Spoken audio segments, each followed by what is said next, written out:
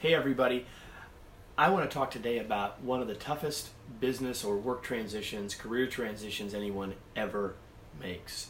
It's when they get promoted to being a supervisor, leader, manager, or boss for the first time. It is arguably the toughest transition you ever make. And what I've observed is that when that transition happens, pretty much what happens is, congratulations, here's your new job, here's your new desk, let's get started. And what I've also observed is that for the most part, while these transitions are hard, they take longer and are harder than they would need to be if we did a little more work. I'm guessing if you think about this organizationally, that, you're not likely doing very much to solve this problem. Right? I know you might have some training. You might have some training that we call keep people out of jail training, the processes and the procedures. You may have some of that, and if you do, that's great. And you may have some more specific or more in-depth leadership training as well, which is great. But I'm guessing all of it happens sort of whenever the next class is available. And in between, those new leaders are sitting there at that new desk, wondering exactly what they're supposed to do. And if they don't know exactly what they're supposed to do, they spend their time basically repeating what they've seen. And if what they've seen wasn't fantastic, then we've got a problem, and we're building habits all that time. It's not really the example that we'd want to be setting. It's not really what we'd want to have happen, and it's not giving us the results that we want. I'm suggesting that what you need to do is have onboarding for your leaders. For your new leaders specifically. I'm guessing that you have some kind of onboarding for new employees. You bring them in, you have a program, you have a process. They might do some walking around, they might get to know what's going on, they sign a bunch of papers, and it's like a fire hose, they get a whole bunch of information in a short period of time. I'm being a little cynical, I realize. You probably have onboarding for your new employees. I'm suggesting you need onboarding for your new supervisors. So what should that look like? Let me give you some ideas about what that might look like. It might not be able to be a program because you might not be bringing on groups of people at a time like you do new employees. But I think that's actually okay. In fact, if you have a program and now you end up with the same problem of waiting till you got enough people to run it, or you've got someone available to do it, or whatever. I think what you need is an onboarding process that probably starts with some sort of checklist of things to make sure that they happen sort of within the first 3 or 4 days. People are on a job, and there's nothing on this list that I'm going to share with you that is rocket science, and yet I don't think most people are doing it. I don't think very few people are doing it in a procedural, systematic, intentional way. So here's what I think you ought to have on this checklist. Well, number 1 is crystal clear expectations. You probably have some organizational expectations of your supervisors. It may include some of that don't do this in a job interview kinds of stuff. We want to keep you out of jail. We want to keep ourselves clean in that regard. The real do's and don'ts. Maybe there's some of those expectations. We probably need to get that information to people as quickly as we can. But I'm talking about more than that. I'm talking about what does it mean to be a leader in this organization?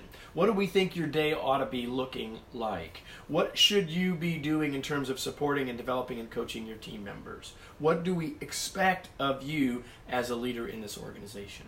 But I don't just want that to be that conversation be the only one. The other conversation I want you to make sure is happening is that new supervisor's boss is setting clear expectations.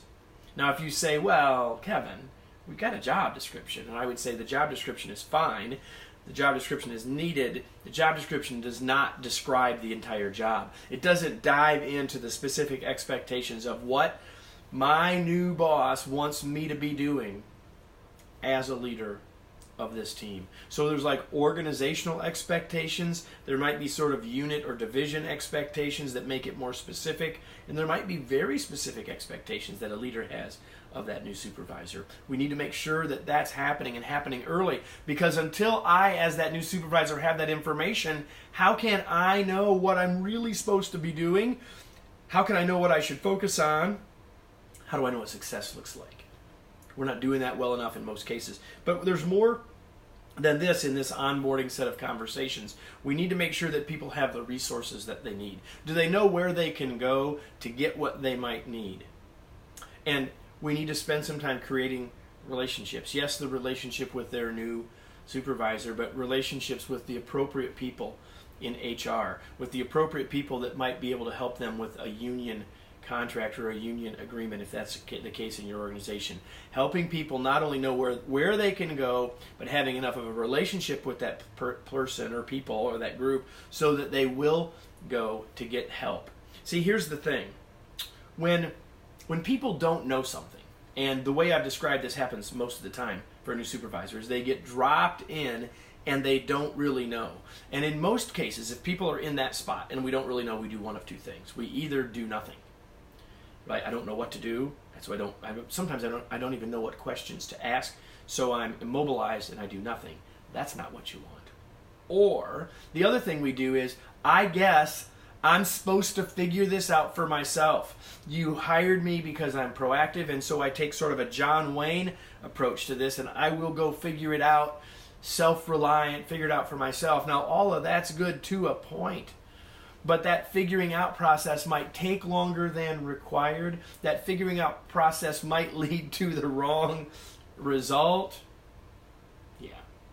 So I'm suggesting that organizationally you think about onboarding your new supervisors.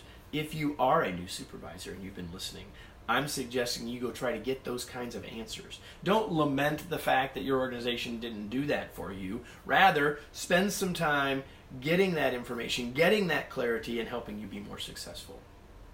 Now, this is pretty quick. Hopefully it was helpful. I'm doing a webinar here in a few weeks, and that webinar is titled 5 Keys to Wildly Successful New Supervisor Training Processes. It's really for people in organizations who are thinking about how do we set our new supervisors up to succeed. We're going to talk about a lot more than just onboarding, and we're going to talk about the kinds of things that you might expect me to talk about in that kind of a program. But if you want wildly successful new supervisor training processes, you want to join us.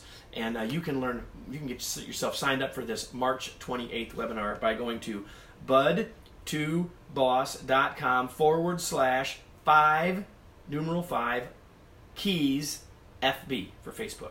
bud2boss.com/5 keys FB. That's where you can join us. I hope this was useful. Comment, would you? Let me know what you thought. If you have other questions, comment here. Let us know what those questions are. Maybe we'll do another and answer those questions, or I'll make sure that I take care of those questions on that webinar. Join us, bud2boss.com/5 keys FB.